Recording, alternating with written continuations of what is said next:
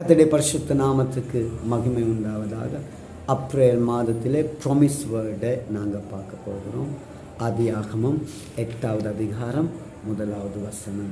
தேவன் நோவாவையும் அவனுடைய பேழையிலிருந்து சகல காட்டு மிருகங்களையும் சகல நாட்டு மிருகங்களையும் நினைத்தருளினார். பிரியமானவர்களே, நம்முடைய ஆண்டவர் நினைக்கிறதே, அவர் உங்களையும் நினைத்து ஆசீர்வதிப்பார். சங்கீதம் 115:12 சொல்லுகிறது, கர்த்தர் நம்மளை நினைத்திருக்கிறார், அவர் நம்மளை ஆசீர்வதிப்பார். பேழையில் இருந்த நோவாவையும் அவனோடு இருந்த காட்டு நாட்டு மிருகங்களையும் தேவன் நினைத்தார். நீங்கள் அந்த பேழைக்குள்ளே இருக்கிறீங்களா? பேழைனா இன்னைக்கு இந்த காலத்தில் ஆலயத்தை குறிக்கும்.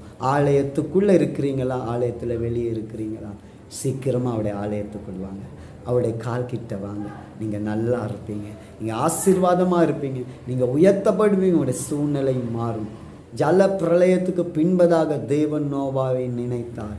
நோவாவை தேவன் நினைத்த பின்பதாக அந்த ஜல பிரளயம், அந்த ஜலம் குறைந்து போக தொடங்கினது. அவங்கள சுற்றிருந்த அந்த தண்ணீர் குறைவுபட தொடங்கினது. உங்கள் வாழ்க்கையில் சுற்றிலும் வேதனையா, சுற்றிலும் போராட்டமா, சுற்றிலும் பாடுகளா, சுற்றிலும் உபதிரவமா, வேலைக்குள்ள வாங்க.